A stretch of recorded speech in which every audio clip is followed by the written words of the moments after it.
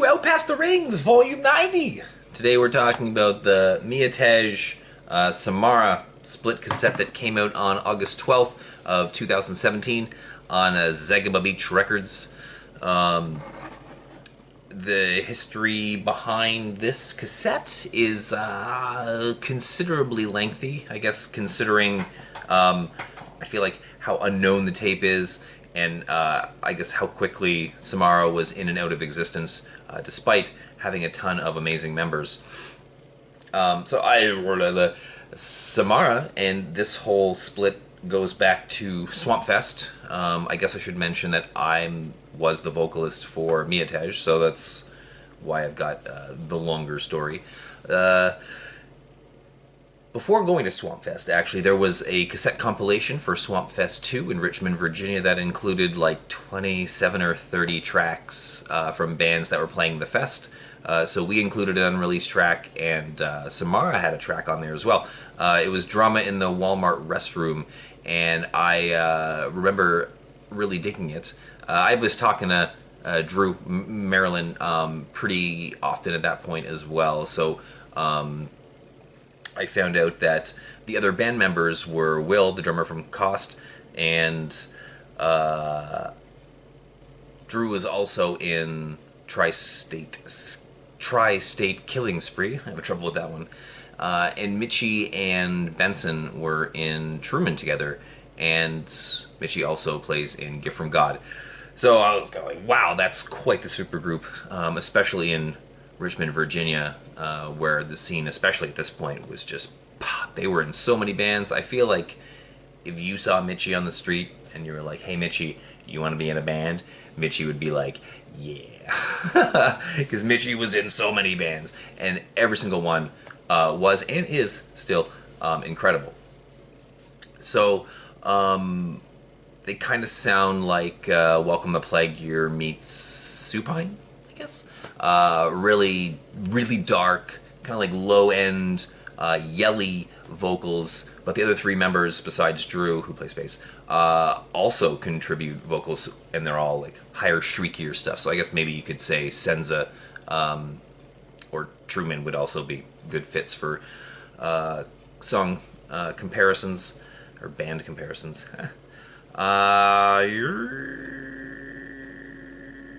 The third track is a bit longer for them as well on this, so I think that should be mentioned, that they get a little like post-hardcore, especially I guess it's kind of like in the Welcome the Plague Year vein, longer, drawn out, longer as in like 3 minutes. The other tracks are all like a minute.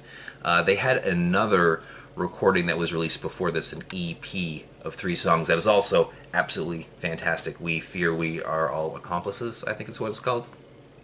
I think that was technically released the year before, so this split was quite a while in the making. I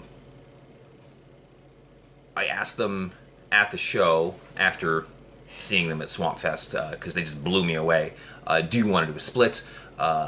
They said yes, so we did the split. Honestly, I had to cull or grab these songs from some pretty old sessions in terms of like the songs were recorded somewhere between 2014 and 2016, not releasing till 2017, and my vocals for 2 of the songs had already been recorded back in 2014 as well, and then I redid them in 2016, or 2017 actually, and didn't really make much improvement on them. Anyway, getting ahead of myself there. So we did 100 of these tapes. We'll start with the...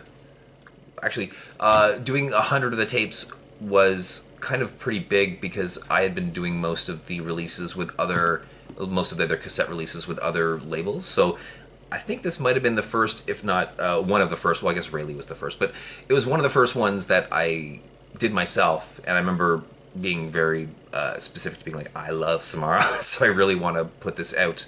And this also came out at the time when I had moved to New Zealand. I guess I would have been like 2 weeks in, just like halfway through my second week. So ZBR was really fractured, I guess, in that point. Like, I had a New Zealand, Australia store that sold nothing, and Nate from No Funeral was doing the stuff in Canada, and No Funeral at that point, I don't think had like maybe 1 or 2 noise releases. This was before it really started up. So a lot of the releases, I feel like in here, I looked at the Bandcamp page, and I would say like 4 or 5 before this, and a good like 5 to 10, with a few exceptions, after this, all kind of falls in this lost period. And I think a lot of it has to do with my geographical nomadedness. That's definitely a word. So anyway, this photo was actually taken by me in New Zealand at Rotorua in 2010 when I went on vacation with my wife. But I don't know, I really like the picture. It's not digitally altered or anything. That is just the it was like a geyser thing with steam coming off a rock. Really, really cool. Anyway, we did, like I said, 100. They're on these smoky clears, not labeled at all, but mятеж is on the A side, and Samarra's on the B side. There it is again! Download code, and okay, honestly, out of 100, or probably like 107, whatever the overrun was, of these tapes, I would say 90% do not include the absolutely massive and weighty, I don't even know how many page insert, like 4-page insert, that is like full size. Jeez, I can open this thing. With song lyrics and explanations, and it's double-sided. No, it's not. This looks like it is. Anyway, oh, that one's double-sided. It's well rehearsed, I know. So they sucked to try to get into the tapes, into the cases. I had to try to cut them down. They would always be too thick. They were pushing the cases open. So after doing a couple, I abandoned it, and I believe I put all of the stuff on the internet for info. Oh, I gotta rehearse these. That is not on the internet, and I am not typing that out right now. So, let's move on. There's the New Zealand pick out of 100. We still have some left. Oh, I should go through the tracks for mятеж. So, the first one is actually a song I'm pretty proud of, is That Ain't the Friggin' Christmas, or Xmas Star, which is just a title lifted from the National Lampoon's Christmas Vacation.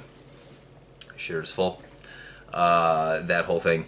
And I don't remember what it's about. I remember we played it on tour in 2016. We played it at Swampfest, and I remember being one of my favorite of the videos of us playing. Dollar Bills Dipped in Ice 9 was one of the old songs, and actually was first, I think it first appeared on the demo. The 4-song demo that I recorded in my friend's basement vocally. And the tracks were kind of like dispersed among a couple things. Never had an actual release, but there was 4 songs there. I think the original Dollar Bills got put on a sampler because I didn't like how the vocals came out. So I redid them again because it's a really good song. It's like the instrumentals in particular are kind of like Loma Prieta. It's way more melodic than Chris would usually write. It's very easy to write the vocal patterns, and I just couldn't execute. The lyrics are also, in my opinion, pretty good, at least for me. It's, if you didn't get the reference, it's a Cat's Cradle reference, which is a book by Kurt Vonnegut Jr. Kurt Vonnegut being my favorite author, and Cat's Cradle being my favorite book because it's amazing. So if you want to understand that reference, read that book. It's awesome. The last track is the kicker. I hate this song. I hate this song with all of my heart. It is, first of all, the title, I couldn't think of one. So the title is just a Simpsons reference. I think Carl, no, maybe it's Carl. The song is a piano song. I like the piano. There was also, Chris put in some kind of audio clip of 2 people fighting, which is pretty high in the mix. So I ended up putting my vocals low for 2 reasons. Number one, because that seemed like it was kind of at the forefront and the focal point besides the pianos. And secondly, my vocals sucked. Reason being, I'm like, hey, let's sing. So I didn't know what I was doing. So And I remember reading a review shortly after it was released too, and my worst fears weren't answered when someone was like, "Why is this person singing?" And I was like, "I agree, it's okay." So I have taken it off of Bandcamp. It is not available anymore there because this is the first time I think I've ever been that ashamed of something musically in my life. So you can't listen to that unless you buy the tape. I don't know if that's really incentive or not. So yeah, I don't know. That's a song that I don't like. Samarra, I never want to forget about. They only released those 6 songs, 3 here and 3 on the EP. Really short-lived. Really just too bad. We should probably leave it there. We'll do the end, the outro part afterwards will be just I guess some live videos from us playing at Swampfest, and the next El Past the Rings for 91 is Wrist Meet Razor, which isn't on Bandcamp. I'll explain about that later. That was one of ZBR's first like really big releases, so be sure to come back for that. But before I do it, why don't we, because I've taken the song off of Bandcamp, I am going to sing you the song, You Are Garbage Made Flesh. So why don't I go ahead and start? Oh, it doesn't fit! Oh, that's disgusting! Ah!